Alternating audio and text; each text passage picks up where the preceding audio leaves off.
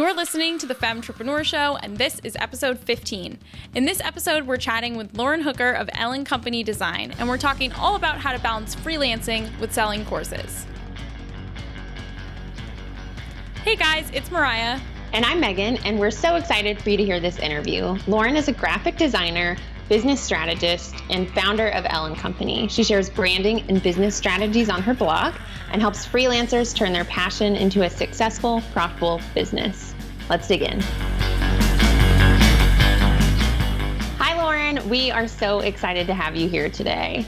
Thank you guys for having me. Yeah, we already gave a little intro to our audience to tell them a little bit about you, but I'd love to hear from you a little bit about what you do and who you are. Sure. So my name is Lauren Hooker, and I'm the graphic designer and now business strategist is my second title behind Ellen Company. I started my business about 3 years ago. I'm coming up on my 3-year business anniversary. And Congratulations. Thank you. Thank you. And I currently I started out with design services, but after coming into content marketing and sharing transparently about how I run my business and market my business on the blog, I've kind of transitioned into coaching and now speaking engagements and e-courses. So that's awesome. We're going to ask you all about that today. Yes, awesome. I'm excited to talk about it. What was one of the things? Okay, so let's back it up a little bit because you do so much stuff now, but our audience is definitely interested in where you started before that. And I personally have read your story and I followed along with all your launch emails. And I thought that your transition from your corporate job to your business was really brave. And so could you tell us a little bit about how that went? Sure. So I went to school for graphic design and it ended up when I was graduating, didn't really want to do it anymore. So I was really discouraged by the feedback I got from professors and my design style. And but I happened upon this job as a designer at a startup company, and I hated it. It was awful. My boss was terrible. He is actually my age. It was a really new company, and so I started freelancing on the side, doing wedding invitations for friends and really picking up any design projects I could, and realized my love for design again and saw that if I pursued my own business, I could have the freedom I wanted and stop working for that awful boss and kind of do it on my own terms. And so I started freelancing on the side. And then a year and a half later, when my husband and I moved to Charlotte, I decided to make the leap into full-time business. Also was the sole provider at that point. He was going back to school. So looking back, it was a risky move, and I failed miserably for the first 6 months because I wasn't implementing any strategy. I wasn't being very smart about how I was running the business. And so then when I started implementing content marketing and researching strategies for getting clients apart from the ways that everyone else was doing it, that's when my business started to take off and has grown. And that's kind of where I came from, how I got here. That's a big leap, though. That's a big leap to be like, okay, I'm the one earning all the money in this relationship. I'm going to drop this corporate job and go and work for myself. Did you already have clients lined up, or was it more like, I hope this all works out? It was more, I hope this all works out. It was, looking back, really stupid, and I probably should have waited longer. But I was so fed up with my job, and really, we were living in a mother-in-law's suite style apartment, and our rent was free at that point. So I thought I could capitalize on this opportunity and see how it goes. And if it works out, then great. And if it doesn't, I'll have to find another job, which I was dreading. So that was kind of my motivation behind it when I went to take that leap. But yeah, it all worked out. All seemed to work out. But yeah, it wasn't until strategy came in that Ellen Company began to grow by leaps and bounds. It's interesting that you got bad feedback on your design style, which now I feel like has become so recognizable and so just top notch in our industry. Everyone knows your style. Everyone knows who you are. It is honestly, it's the gold standard for design in this entire blogosphere as far as I'm concerned. And it's so interesting that it's people were just, dumb people, obviously, were giving you bad feedback? Well, I think it was too that my style is very feminine and colorful. And what they were looking for was something more modern and edgy. And there was one guy in my class in particular, his name's Kyle. He's fantastic, but he's more edgy. And so he would always get the praise and the feedback. And as a perfectionist, if I wasn't at the top of the class, it drove me nuts. And so I would try to change my style to suit what my professors wanted, and I hated it. And so when I started freelancing and saw great feedback from other people in my ideal audience, which is women, 20s, 30s, that's when that's when it began to take off. So thank you. I appreciate that. Yeah. Oh, absolutely. So now you've transitioned into your full-time business. Take us a little bit through the first couple years of doing client work and your different income streams. I think a lot of our listeners and readers are interested in sort of where was the revenue actually coming from? Clients, products, you have a resource library that you sell access to, you have all these sort of different things. Like, how did those things build up over the first couple years? Yeah, so I actually started out in products. When I first launched my business, I was trying to sell planners. And for anyone who has tried to design and sell planners, you know that it can be extremely expensive and you make pennies for all the work that you put into it. So I quickly learned that I couldn't make money that way. I didn't have a big enough audience. So I moved back into design services and started offering branding because I knew apart from other types of design work like wedding stationery and prints and everything that I had done off and on in the past, that I could just get paid for my time. Everything was digital that I was doing. I was doing it all online, both the brand and the website. So I started to book out clients and started to increase my prices. And around that same time, I started utilizing content marketing through the blog. So I started sharing about my design work, about branding, started to gear all of my content toward small creative entrepreneurs who needed a brand and a website. And when I did that, my audience grew, and in turn, my client base grew, and I started booking out slots in my client calendar. So I said I was going to work with one client at a time for 2 weeks at a time and do the whole brand and website in 2 weeks. And I looked at my calendar and I just marked off how many clients I could take on. So just in 2-week blocks with a week in between for a little buffer room, started to book clients. And because of content marketing, it took off, and I was booked up within 3 months and raised my prices 3 times. So that was really helpful for starting out, was focusing on service work before products and kind of building my audience. But then a few months into my service work, I started the library, which is a resource for creative entrepreneurs. It has a bunch of file templates for things like content upgrades and blog post templates. And it also has some workbooks and to-do lists and all kinds of stuff. And that was it's $6.99 a month, so it's very reasonable. Oh my gosh, yeah. Nice. And I continue to add to it to this day, a couple times each month. And so with the audience that I had, that was a great passive income stream. I did the same amount of work, same amount of people, I just tried to get as many people as possible to purchase the library. And then I also, after listening to my audience and getting to know them, and as my audience grew, saw that there was a need for people to learn Adobe Illustrator to create their own graphics. And so that was the first time I thought about launching a course. And I launched that course, I guess it's coming up on 2 years ago, so about a year into my business. And sold 40 spots, and they sold out within 15 minutes. And I really did nothing. I just mentioned it on the blog, mentioned it on Instagram a couple times, but because I had the audience, it was able to sell out quickly. So those are my income streams, or that's what I started with. And now I do coaching services, and I've launched another course since then. So a couple courses since then. Why did you choose to cap? One of the things about obviously online courses, and you said this with the library, that you were just trying to get more and more people to get into the library because you're just adding resources every single month. And whether 100 people are subscribed or 500 people are subscribed, it's not more work for you. So why did you cap that first launch for that first course that you had? Like, most people would be like, I just want to get as many sales as possible. Why did you cap the enrollment? I capped the enrollment for a couple of reasons. The first was to create a sense of urgency. I really didn't know how many people were interested in it. I didn't even have a list at that point. I just was going off of my analytics from the blog.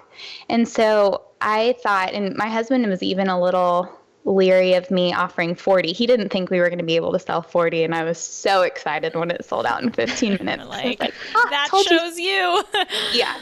And I also wanted to provide, I had never taught a class before, an online class. So I didn't know how much interaction would need to go into it. I was the only one. I didn't have an assistant working with me who could help with questions and feedback and all sorts of stuff in the group.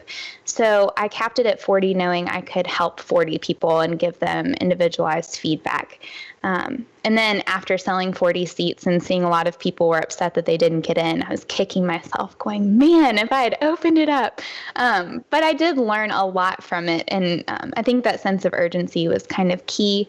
And it also made people wait, and it kind of created, I don't know, more excitement over the next course launch. I knew if I could sell out the first time, it would create momentum for the second, third, fourth, and now fifth time that I'm going to launch it. That's amazing. And like the other thing too is people, if you do something like that, the first launch, it really helps you down the line to be able to say X amount of people have gone through it, or it sold out last time in 15 minutes. Even if you double, let's say next time you launch it, you say there's 100 spots, not 40. If you can still say this sold out in 15 minutes last time. There's more spots now, but it sold out in 15 minutes. That gives people a sense of, oh gosh, I better not waste time and get my spot. Even if you increase the amount of spots that are available, I think doing those things in your first launch that are going to help you down the line is really, really worth it. Like to be able to say, oh, I got this or did this. And I don't know. I think that's really smart that you did that. Thank you. Yeah, I love that idea. I feel like if assuming I do another course myself one day, I love the idea of allowing yourself the space to actually give more one-on-one time, especially the first time through a course. Like we talk all the time about how much you're going to learn and how much the course is probably going to evolve after you launch it the first time and how much you just learn. And so I think giving yourself that permission to say, okay, it's going to be capped, and the reason is so that I can learn, and it's okay because it is kind of like a smaller group. I like the idea of that a lot. Yeah, it was super helpful. And I knew that, especially for the first course, if I wanted to continue launching it, that I wanted really good feedback from that first group, especially because I didn't do any beta testers or anything like that. So I knew that I wanted to spend quality time with them and give them feedback and help them to get the most out of it, not just because that's my business model and I want to do right by people, but also because I knew the testimonials would be hopefully really great from that first round. Yeah. No, I think it's interesting because we have people who launch their courses and say their enrollment goal is 200 people, and they're like, I only got 50 people to enroll. Well, to me, it's like, take those 50 people. You now have a little bit more resources to give each of them. Give them more attention. Give them more individual help. Give them, it's your first launch. It's your pilot class. It's not your your final and only launch. So give them everything and take advantage. Like if you do your first launch, you only get 10 people enrolled. Take advantage of the fact that you can really help them get amazing results, because those 10 testimonials that you're going to get are going to lay the foundation for then your launches that bring in 100 enrollments or 500 enrollments the next time. And I think people instead, they go, I didn't get enough enrollments. And it's like, man, it's not really about the number, especially on that first time. It's about saying, well, this is a good little group that I can really work closely with and then get really good testimonials. And guys, the testimonials, that's gold. You can have all the marketing assets in the world, and it doesn't matter if you don't have great testimonials. Eventually your entire business just becomes based on case studies and testimonials those become the sort of shining parts of your business, not oh, I have a fancy sales page, or oh, I have this marketing video, or oh, I have this. It becomes more about what other people say about you than what you say about your own course. Yeah. And I think too, people have a mentality of, and I have been guilty of this too, but I wasn't guilty of this the first go round, is setting their sights so high and looking to other people's results instead of setting goals for themselves that are actually realistic, or they try to do everything that they see everyone else doing. And for me, it's more important to get the foundation right and test things out and look at it as an experimental run at first, especially the first and second time. And then you can always build on it, because then you'll have the content, you'll have all of that taken care of. The next go round, you can take that and just build upon it. So it doesn't have to be everything all at once. You should have a long-term mindset when you're approaching something, especially like courses. I almost feel like that you're inspiring me to create some kind of resource that's like the sort of, like you just said, people look at what everyone else is doing and they're like, oh, I have to do all of those things, or they at least think like, I need to do that thing because that girl did it or that person did it.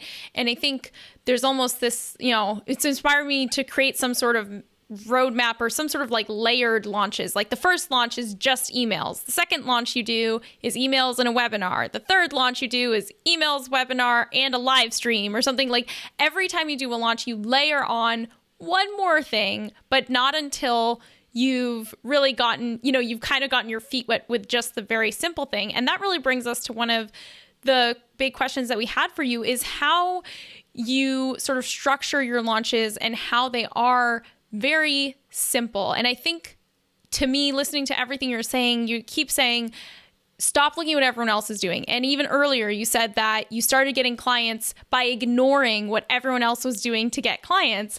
How are you basically looking at the landscape of people launching courses and saying, I'm not going to do any of that. I'm going to do it the Lauren way? And what does that mean to you? Because when I go through your launches and I follow your emails, I can tell that you're doing something very unique and different. I think you have to take everything with a grain of salt. So look at what's working for people, and especially in other industries. So for me with design, I kind of at 6 months in, when my business was failing, was like, screw this. I'm just going to look at what other people in other industries are doing and kind of make it work for me. I think too, not looking at other people, being realistic about how it works for you. And you have to realize too, other people have different size teams. They're able to do more because they have more people. For me, I just have 2 part-time assistants right now. So my launches look a little bit different from when I first started. But I think having that long-term approach is helpful too, where you say, okay, what can I do for right now? I'm not looking at everybody else. What's going to work for me? And I think some of it, honestly, comes down to values. So for me, for example, I heard a lot of people talking about tiered pricing. So for my upcoming course for Freelance Academy, I did some validation process, which was really helpful. But I reached out to people, and the first go around, I offered one price, thinking, I know tiered pricing could make me more money. However, I want everyone to get the same content and be able to benefit as much as possible from this course, because I want them to walk away with, their business changed for the better. And so I did that at first. And then the second round, I was like, let's try another tier to see if this works. And people were mad. They wanted everything for one price point. I was stunned they were saying, well, I want that, but I can't afford this. It was just, it created like a tension that almost it didn't exist before. Right. Because for me, I'm used to giving things away. For my blog and everything else, I want to do right by people. And for courses, I want everyone to have the same experience, especially within the Facebook group and everything else. I want people to be moving through it, because it's a dripped course, moving through it at the same rate and going through it together in a sense of community. So after testing that out, I kind of ditched the tiered pricing, only offered one, and it was out of a lot of people's price range. But hopefully the next time I offer it this year, they'll either have saved up or it'll become a novelty thing to be in Freelance Academy, is my hope. And I might revisit that or see what that could look like. But just going back to values on some of it. So that makes so much sense. I mean, there has definitely been things like we use expiring bonuses, and total transparency. Sometimes what happens is that later people who don't not everyone has all the same bonuses. So like everyone has the same course, but some people are missing our early action taker bonuses. And so then you notice it in the Facebook group because everyone's in the Facebook group, but they might be like, oh, I don't have that same bonus that so-and-so has. And it can create tension. And we've been thinking a lot for this next launch that we're doing about how to simplify it, not only just make it so that there's not that tension, but also just really simplify the whole process. So instead of saying, oh my gosh, every day you don't buy, a bonus goes away, and it's really complicated for us to actually manage and work out, sort of just simplifying it so that it's just like you get everything no matter what. And then there's a couple other things that are different, but it's mostly like the price is different, but you get everything. Right. And I even noticed that I tried a few bonuses this last go around. One was a 20-minute Skype call with me for a limited number of people. And then I got from pre-orders, people asking me about the people who'd pre-ordered, well, I want a Skype call with you. And so I was like, so how can I do this next go around? There's only one of me, so that might look different depending on how many people. But just, I've seen even just in these last 2 modules for Freelance Academy, it's a 3-month course. So we're almost 4 weeks in, and they love moving through it at the same pace, having access to everything. I think it's just been really good for building community. And like you said, cutting down on some of that tension in the course too. And to me, that's just another example of how you've simplified everything. Like you have simple launches with simple marketing tactics that work. They're simple and effective, and your pricing is simple, and it's not like there's 4 options for you to choose. I just think this is something that I personally get caught up in we should add a tier, we should add a VIP, we should add this, we should add that. And it works. I mean, it definitely some people, yes, will buy the higher tier, but I do think there's always something to be said for keeping it simple. What do you think are some of the things what would you say are like the things that you don't do? Like almost just like, if you could say like you didn't do these 5 things, but you still had successful launches. So that's a great question. So I didn't do the tiers. I didn't limit the course this time either. So I didn't put a limit or a cap on the amount of people in the course. And I'm glad I didn't this go around. We had a really good outcome. And I don't feel like it harmed the course either. The more people in the Facebook group, I feel like it's been a great thing. Let's see what else. This time I focused a lot on the mailing list. So I didn't use as much social media, but hopefully next year, when I go to relaunch it, have the mailing list down. I know what works for that campaign, so I'll focus more on social media. Did you do webinars or anything like that? I didn't this go around, which is really ironic because I have weekly LChat webinars, and I mentioned it in one of them, and I was planning on doing it, but really for this launch, it was just a 1-person team. I was just bringing on a new assistant. My other assistant was cutting back on hours. And so for this launch, it was just me, and it was a lot. Another reason to keep things simple is there's only so many hours in the day and one of me. So I love that though, because we have so many students who are in the same situation. Maybe they have one assistant who's part-time, or they have no one and it's just them. And so I think you can be like a ray of hope to them almost, because it's like, it is possible. Like a lot of people, feel like I can't launch a course because I don't have a team. I can't be successful because it's just me. And I think that you're proof that that's not true, and that you can do it. You just almost need to align what you're trying to do with the realities of your situation and accept that that's okay and that it will evolve. And just like with Freelance Academy, how it's evolved and how you've launched it. And I don't know, I think it's a really good thing to highlight, because I think we have a lot of students who feel that concern of, how do I do it all when it's just me? And I think the answer is maybe you don't do it all. Yeah, definitely. And like I said, you can always build. A couple more things that I do a little bit differently. One is that I drip my content, and I don't prepare I sit down and plan out the content, but I don't record it all before the launch. Me too. So I think it not only does it make it easier on your end, but it also allows for feedback from other people, from the people in the course, so that you might be able to change up the content a little bit. So that's been really helpful. And I've blocked out this season in my calendar, so I don't have any clients right now, so I can focus just on the course. And then another thing is I always have a live component. So it's never just the recorded videos.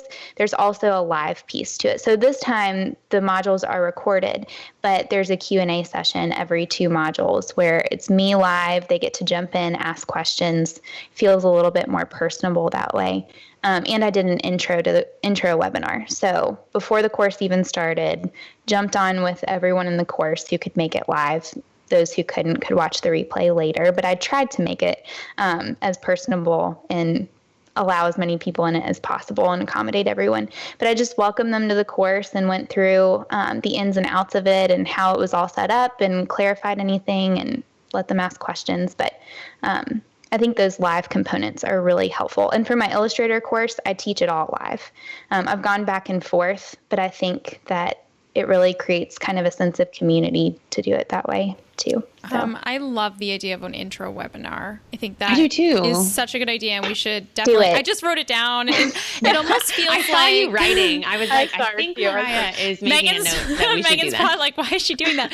No, but I think that just to me resonates so much as like we're all here together. It's almost like a welcome party. I think this idea of having like virtual space for your students to feel connected and feel connected to you and to each other. And I love this idea of like, I see people sometimes do courses where they have like work nights where it's like, let's get together for an hour and just do an hour of focused work. Let's all write our launch sequences. Like, I know it's hard to set aside time. Let's all do it together, or things like that, where it's like not just a Q&A, but it's like, hey, this is a welcome webinar. Let's all get together and welcome each other. Tell us a little bit about who you are and where you're from and all that stuff. And I think that's such a good idea. And just to foster that community, the more that we, see more and more courses come on the market, and it gets that there are so many courses available. Something that Megan and I talk about a lot is that it's going to become less of this is just a self-paced, do-it-yourself, like, you're on your own video recorded webinar, to what kind of experience are you creating for your student? What is like how much community can you foster? That to me is like where courses are heading, is almost this area of like how good are you at creating amazing community? Not even necessarily like, how many videos do you have, or how great is this downloadable content? Right. And I think too, for me, I know that it's tempting to buy, you buy this course and then you don't set aside time and you don't finish the course, or you get a couple modules in and then you never finish it. I wanted to create a sense of accountability for people. So you purchase this course, you spend a lot of money on this course, let's take action on it together. So not only with those webinars, but I also created challenges throughout the course. So there's 3 challenges, and that's been really fun. The first challenge was in the first module, and the prize was 3 months of coaching with me. So they knew there was a lot on the line. But I wanted them to follow through, and I knew that module 1 with specializing, and they had to reach out to potential clients and ask them questions, and it was getting them out of their comfort zone. So I knew that they needed, a little extra. And so they were like pedal to the metal trying to get everything done. And even once the challenge was, it's really, I can't wait to implement this. It sounds super fun. And it was really fun for me, but it made them actually excited. Whereas if they were to do it at their own pace, they probably would put that off or never do it. So trying to figure out how I can build excitement and accountability so people follow through on it, because I really do. That's my passion. It's great to make money from these courses, but I would hate to make money and then nobody actually follow through, or nobody benefit from it. So there's nothing that breaks my heart more than someone not finishing my programs. Like, I'm just like, if someone, like the small percentage of people that just never get to the finish line, I'm just like, what can I do to help you? Like, and it's hard because you can't want someone's success more than they want it for themselves. That equation doesn't work, right? I can't care so much about you getting the result and having an online course that more than you care about it for your own self. But it's like you said, at a certain point you're running your business, and if you're profitable, that the money doesn't even factor in after that. You just caring about, like, are people getting results? Are they happy with this content? Are they feeling supported? Like, all these other things become more important very quickly once you get to that, like, at least like you have a healthy income. Right. And so that's what because I figured when I was doing the tiers, the things like the course community, and I do a resource library of tons of templates and scripts and all of that. And then these Q&A webinars, those were the things that were add-ons, where I feel like those are the fundamental pieces of the course that everyone needs to follow through. And so that's when I was like, I need to just offer one price point. Some people won't understand. Some marketers might think I'm crazy, but that's what needs to happen. And it simplified things. So that's great too. Less to keep up with. Totally. Less to keep up with. Yeah. Less to organize. Oh, what tier is this person in? Whatever. But the other thing too is, like, people, a lot of times I'll look at other programs or other online courses, and I'll look at what they consider an add-on or a bonus or an upsell that you have to pay for. And I'll literally think to myself, that to me is a core part of that topic. Like, if you're not teaching that in the core curriculum, and it's a bonus that goes away, or it's something that you have to pay extra for, or there are so many courses out there that I feel like I look at what's included and I'm just like, how do you not consider that absolutely essential to someone's success? It's very strange to me. And I think that's part of, why our courses are comprehensive to the point of people being like, whoa, there's like everything is covered. But in some ways it's great because, like, I'm like, yeah, well, if you take other courses about this topic, you will be stuck in this part because they're saying, oh, well, in order to learn that, you have to go buy my other thing. And I'm like, that's not, it's like you said, for values. For us, that's not okay. Right. It's a non-negotiable. Exactly. I totally agree. Could you walk us quickly? So you said a bunch of things in the last couple minutes that I'm like going to want to call back to. Can I ask really quickly, for the challenges, does the person who wins the prize, whatever it is for that challenge, is it that they completed it the fastest, or is it that you gave everyone a chance and in the same time frame and one person was randomly chosen? Like, how do you Picking a winner is always hard for us because we want everyone to win. Right, exactly. I was like, if I had more time, I would spend, 3 months of coaching with all of y'all. But for this first challenge, it was time-based. And I realized it was hard for a lot of my audience. They work full-time jobs or part-time jobs, and they're trying to get their freelance business up on the side. So I'm trying to keep that in mind for the upcoming challenges so that it's more the result instead of in the time frame. But this one was a timed one. So they had to complete so many interviews and complete an ideal client outline. And they had a bunch of things they needed to do. And then either scan it, take photos of it, somehow provide proof that they acted upon it and send it to me. And then I surprised them. I had a smaller gift to give the top 15 after that. So it was kind of a second incentive, like, it isn't over, keep going. Because the first person finished within less than 2 days, within 24 hours. It was insane. So I didn't want people to lose hope.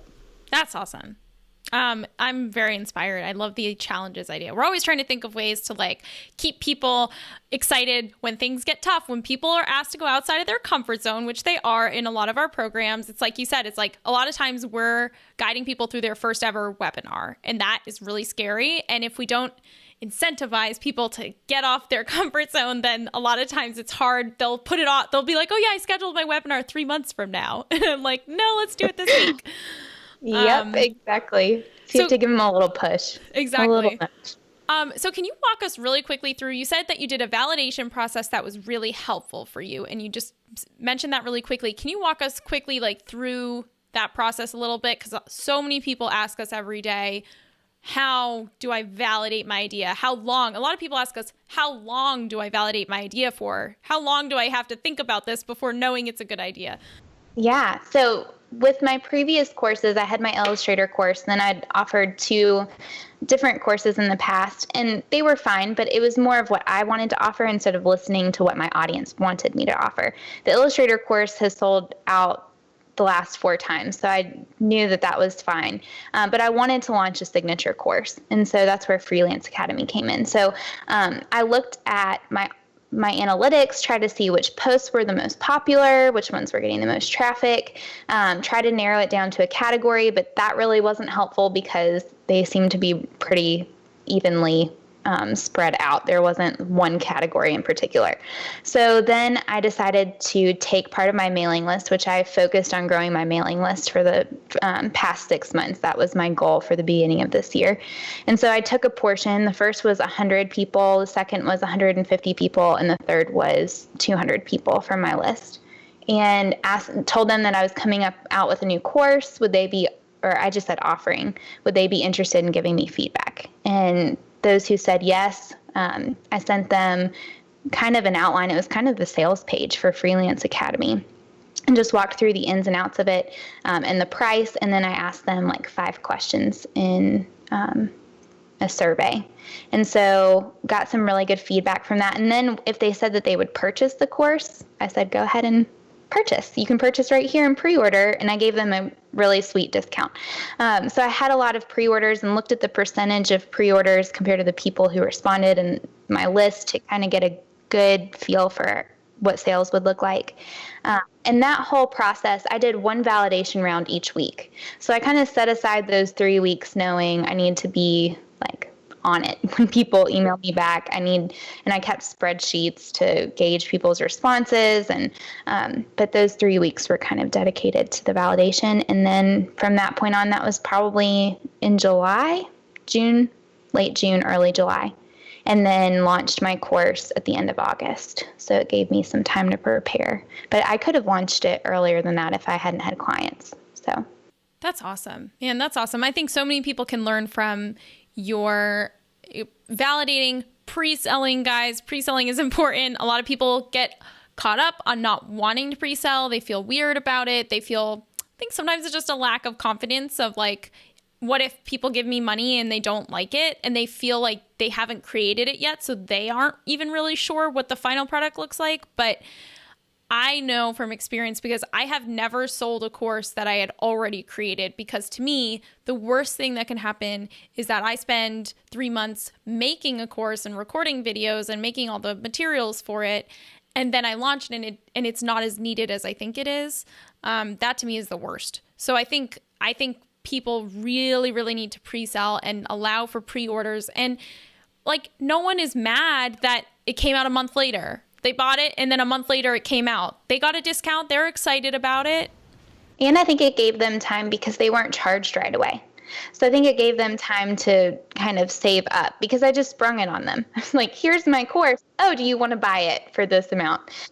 So it gave them, a couple of months, which I think was actually helpful. And it built their excitement about it. I feel like when people get things right away, they're usually not as excited as if they kind of have to wait for it. I've seen that even with my client process. Some want access right away, but depending on the price too, it can be helpful to wait. So I found that the pre-orders were super excited about it. And they were able to give me feedback. If I was debating on whether or not to do something or how to approach one module, I could ask them their thoughts. And that was really helpful too. I love that. Like, people I think it's all about how you think about it. It's an advantage. It's something that, like you said, you include them in the process. Your pilot students in that first round are helping you form and shape the course that's going to become something that you sell for years later. And to have a say in how this kind of gets put together, I think is a really good thing. And I would never think of that as like, oh, I'm giving them a half-baked idea. It's like, no, it is kind of a half-baked idea, but it's great because they get to actually tell you what they want to see in it. Right. And they got a discount for it. So they were really excited that they didn't have to pay full price for it, especially when it actually did launch. And so.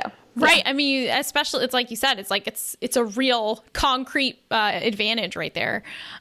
So you've been talking about this a lot throughout this whole interview about how, like, one of the things you said was that you blocked off a couple months for running Freelance Academy where you said that you weren't going to have clients. So in our Facebook group, we get questions every day from a lot of our students and just people in our audience who are freelancers. And they're like, how the heck am I supposed to balance just the first act of creating and launching their first course when they have clients? How do you balance bringing in clients consistently and trying to make a course? How do you balance like running courses and have like, it almost seems like people feel like it has to be an either or. How are you successfully doing both? We can dig into this a little bit because I know there's probably a lot of different parts of it. But I mean, to our students, it is honestly the biggest thing that holds them back is just like, I have clients, I do not know how to make the time for this and I do not know how to balance it. And I think that's valid. I can totally relate to the stress and overwhelm of trying to balance a million different things. And I think for me, being able to book clients in advance has been huge, and actually time blocking. So I originally came up with that. I can't take credit for it. My husband came up with that idea after I was super stressed to the max of juggling, 5-6 clients at a time and different timelines. And nobody was getting things back to me in time. It was just a pain in the butt trying to manage multiple clients. And so he said, what if you were to work with one client at a time? I was like, you don't understand. Nobody else does that. That's not how it works. And you're not a designer. You don't get it. And so he was like, well, you could, if you sit down and map it out from start to finish, the whole project and how much time, overestimate how much time each step of the process is going to take you, you could do it in 2 or 3 weeks. And so I did that and started booking out. So with me having like a set timeline for clients, so now it's 3 weeks instead of 2 weeks because I'm taking on less clients and I've been able to raise my prices. It allows me to say, okay, I'm going to block out this time to do the validation process, or I'm going to block out this time in the fall to focus on my course. It gives me more control over my schedule instead of my clients dictating my schedule for me. And I think, you can take on multiple clients at once, but I'd still suggest time blocking and putting limits and caps on the project. It's good on both ends. Your clients need to know when the project's going to be done. They'll actually be really excited to have an end date set in stone. But I think also for you to know, I need to get this done by this point. Like, I'm such a perfectionist. Projects could go on forever because I want to tweak them, and they're never going to be exactly perfect or like alike. But I have to set a time limit on it. So for doing coursework, for me, it was really helpful to just say, this is my time on this. And especially for the next 3 months, these 3 months are just dedicated to the course. So, and pre-orders help with that too. When you know how much money is going to be coming in, it also allows you to have more peace of mind to say, I don't have any clients this month, but it'll be okay because I'm working on the course and I'm making this much money from the course. Yes. I think that kind of leap takes a little bit of confidence. But if you are in that position where you have clients, if you can kind of save up when you have clients and then say, okay, there is going to be this 30 days when I don't have a client and the course is getting ready to launch, but knowing that if you validated your course, it's going to be bringing in money. And if you have payment plans, it brings in money month after month, similar to if you had clients month after month. Exactly. So that would be my recommendation, is to utilize time blocking, even if that might look like doing client work in the morning and working on the course in the afternoon.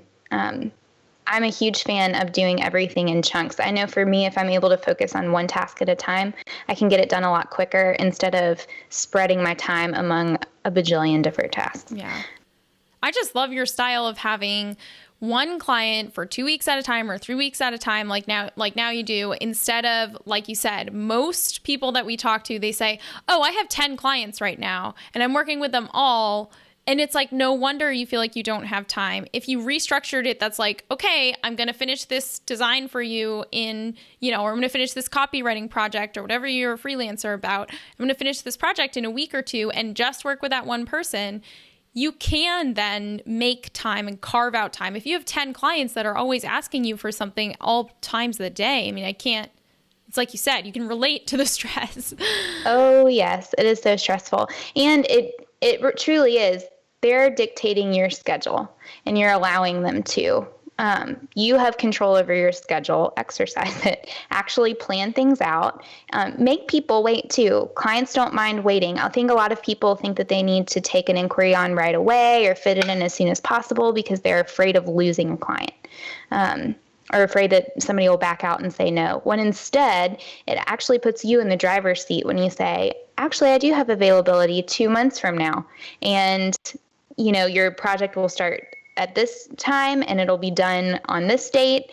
It helps them prepare for it. It works better for everyone, but I think it puts you in the driver's seat on projects instead of letting other people dictate. So at this point in your annual calendar, it sounds like, and tell me if this is right, it's like you have maybe like a 3-month chunk where you're doing client work, and then you have a 3-month chunk when you're focusing on a course, and then you kind of go back and forth. Is it kind of split up like in your year?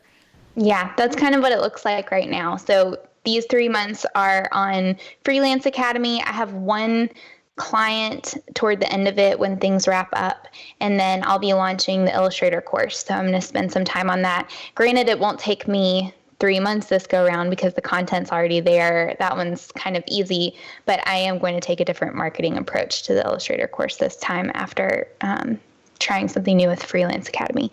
So so just looking at my calendar and blocking it off in chunks of time. I've also started creating a goal for each month. So even like now that I have more of a team, what are we focusing on this month? What are we focusing on next month to try to consolidate ideas? But blocking it off is really helpful. And being in client mode is helpful too. So for 3, 4, 5 months, kind of just being in client mode for those months is great and helpful. So what advice would you give to someone who is in super client mode right now and, wants to create a course? Did you tell them to okay, set a date that you're going to start going into course mode? It sounds like you kind of go back and forth, course mode, client mode.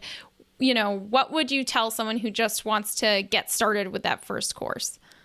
I think I definitely would say to plan it out because it is going to require a lot of your time. And I've found if I'm just working on client work and then just working on courses, it kind of has me look forward to it. Instead of, if I'm in client mode and I say, oh, I can work on the course, I'm probably going to work on the course more because I'm in client mode and kind of sick of it. And so I won't get client work done. So it's also helpful to have that balance and that structure. So I would say try to plan it out, wait a little while,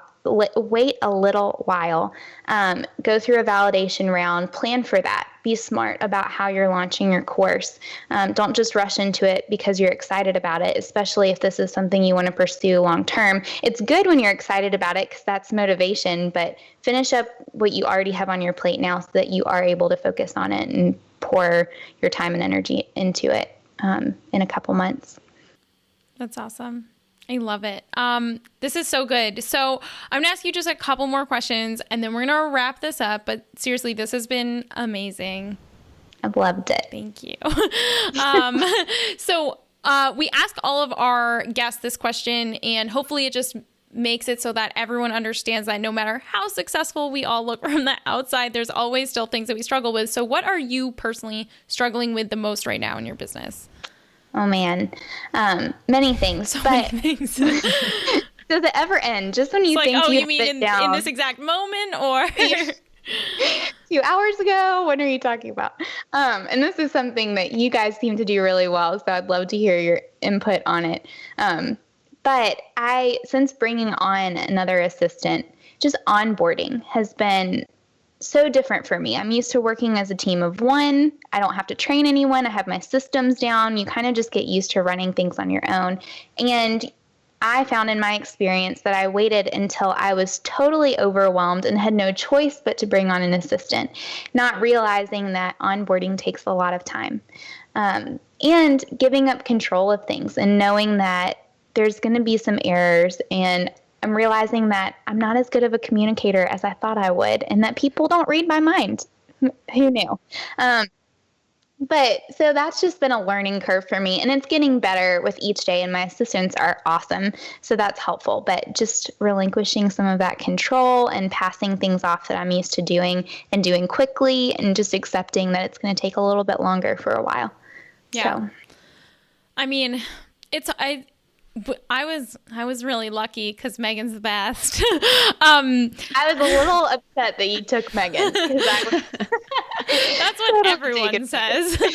But I mean, when Megan, when you came on to the team, which at the time was not a team yet, when you made our company into a team, I felt like this I felt like our experience wasn't like everyone else's because you came in, I was the business owner, but I was not the one assigning you tasks. And I actually wasn't looking for someone that would just come in and I would just tell them what to do. I was looking for a manager that would come in and tell me what to do because I struggle. So like, I was like, I need someone to help me schedule my time. I need someone to help me figure out what to do when. I need someone to help me put my thoughts in my head into Asana and into Google Drive. Like I need someone, it was kind of the opposite because I wasn't looking to hire someone to just be like, oh, can you, I'm going to tell you what to do and I'm going to give you the operation manual.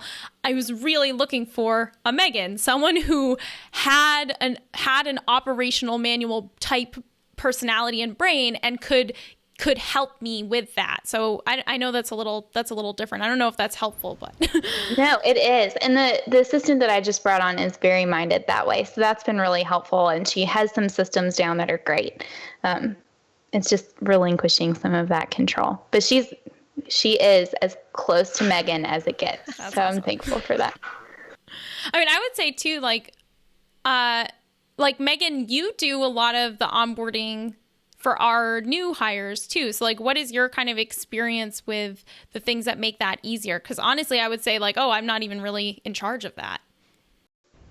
Yeah, I mean, I think this is something that we're still fine tuning. My role at the company is kind of becoming more and more of a COO. And part of that is kind of being more in charge of Mariah can be the brain and I can actually oversee the entire team and the execution. And so that's something we're still working on. But, we added 2 people to the team. The week that we're recording this, we just added 2 people to the team. And the onboarding has been pretty, we just add them to the project management system, add them to the folders, add them to our communication, but keep it selective. Like starting out, just whatever their first round of projects are, that's all I'm going to inundate them with for now. And just gradually adding more and more access, not to keep anything, because we're really open as a team, but more of just like, instead of here's all the things, like here's what you need right now. And I think this is the first time we've done it that way. And I feel like that has helped keep it a little simple. I do think I may have to come up with a system to remember to add them to everything eventually, but it's been good. And I think we just have a really open team dynamic. Our team communicates together. We make decisions together. We have someone that edits our videos and someone that does our graphics now, and they communicate together with me, making decisions for both of those when they correspond. So I don't know. I can't speak to delegation because Mariah has been the business owner and the one having to relinquish power through everything. So I don't really know what that process is like. But I think it's, what it is? It's a difference between building a team where you're saying, this is my project and I'm going to, and Lauren, I don't think you do this. I think you're probably more on our side of the spectrum too, where I'm not necessarily saying, this is my project. This is the way I want it done. This is this, and this. Here's the list of tasks. I hire people with the mindset of a collaborative team. Like we are forming a collaboration of people who are all smart about different things. So I'm not hiring you to like do tasks the way I've laid them out. I'm hiring you because I have no fucking idea how to do that task and I need your help. Like we hired a video production person like to be like, I don't know how to make, I can't give you a to-do list because I don't know how to make the videos. I'm just going to record me talking and then I'm going to give it to you and you can like edit it together and figure out what makes it look good. So we're hiring people with their own skills and talents in the hopes of like, if we all mush our skills and talents together, we'll become this like better version of what we could do ourselves. And I think that is really a place where we come from of like respecting the stuff that people bring to the team, not just trying to shove my stuff onto them. Oh yeah. And that's what's been really great and the fun part for me is finding their strengths and delegating the things that I'm not good on or good at over to them. Take it away. You do it. Come up with your own system. As long as it gets done, awesome. So that I can just spend time creating, whether it's design work or content or courses, whatever that looks like. So yeah, that's so helpful to hear though. Yeah, it's a big, I mean, it's like, I think for all of us, the struggle is always going to be teams, no matter if you're hiring your first VA for 5 hours a week or if you're hiring your 10th team member. That is always such a big thing. So what do you think is going to be the next sort of trend in online business or online courses? Do you have any like predictions for the future? That is a great question. I love I've this seen question. a lot. Yeah, this is good. I've seen a lot of people moving into software as a service. And I feel like that's been the trend, especially from a marketing standpoint. And I have a couple ideas up my sleeve. So we'll see what comes to fruition, especially as I'm trying to cut back more and more, because right now I'm in a season where my husband and I don't have kids and he's in school and life is pretty easy. So I can dedicate as much time as possible into Ellen Company, but I'm trying to look at more passive income streams. So I can still take on client work, just less client work, and still maintain the same income or more income, just being smarter about how I come across it. So software as a service. As far as courses go, I think you're right, Mariah, that it needs to be more community-based and more of an experience than just here, have this content. In order to differentiate yourself from other people. So yeah, that's interesting. That's awesome. I love what you said about software. That's also our big sort of, long-term, as in 2-year sort of plan is to transition into that. Yeah. And I feel like right now we sell courses and we will continue to sell courses, but I know that they will become a piece of the puzzle of like, well, we're providing the solution in the form of content and community over here, but people also need software solutions to achieve those same goals. And basically, your company just becomes solutions to people's problems, whether that solution is software or courses or a book or whatever. And we both know Jason Zook, he's really, really good at that. Like he has a process for saying there's a problem. Is the solution software, a book, or a course? And he has a criteria for figuring out the best format that a solution comes in. And I think like that's going forward, all of our companies that right now are selling services and products could become more than that and still offer solutions to the same audience, but taking the form that actually works best for everybody. Yeah, I love that because you're right. I think it's so course focused right now. In digital products, I think that's kind of the next wave, is trying to differentiate it and come up with something different that people haven't seen before. Because it seems like it's all been done before to a certain extent. Yes, I agree. So what are some of the next big things coming up for you? Anything we should be aware of that's on the horizon? Well, the Illustrator course is launching again for the 5th time. In the winter. So that'll be coming up in November, December, starting in January. So that's my next big push. And then coaching services too. So I had taken on some coaching clients, would love to take on more. I really love it. I love design and that's what got me into this, but I really love helping people take their passion full time. And helping them get there. So I'm trying to push my coaching services more too. So those are the 2 bigger things on the horizon right now. So yeah, we'll see. Awesome. And so where can we find you? Where can we find out more about hiring you as a coach or taking the class? Where can we find all the things? It is all on my website, ellandcompanydesign.com, ELLE and design, companydesign.com. Yeah. So you can find me there. Now that I botched it. Show notes. We put in the show notes. Yeah, it'll be in the show notes. Don't worry. And you have a special offer for our listeners. Is that correct? Yes. So I talked about the library earlier in the show, and I'd love to give your listeners a free month to the library. So it's all kinds of helpful online resources for the behind the scenes of their business. I also have slides in there now. So we talked about that when we did a webinar together months ago. So there's some slide templates in there too. That is awesome. Guys, go and get this free resource. Oh my gosh. And like Lauren said, this normally costs money on a monthly basis, but you can get the first month free. I think that is so generous of you. And seriously, slide templates are something that a lot of our readers are in need of. Yeah. Yes. And there's a full planner in there too. There's all sorts of fun things. There's some good stuff. So if they want to get access to 1 month free, where should they go? You can go to that same URL / was it the Fem Show? Yeah. And we'll have a link to it in the show notes. So it's ellencompanydesign.com/thefemshow, and you'll be able to get your 1 month free to the resource library. Yeah. Which I want to personally take advantage of. So I might go use that too. So I can. You totally can. I know. I'm like, give me these planners. That sounds awesome. Well, thank you so much, Lauren. This was seriously informative. You inspire me to take action on the challenges idea, just simplifying everything. I also wrote down the idea of the welcome webinar for my students. I think that, we're definitely going to be implementing a lot of this stuff, and I think our listeners will too.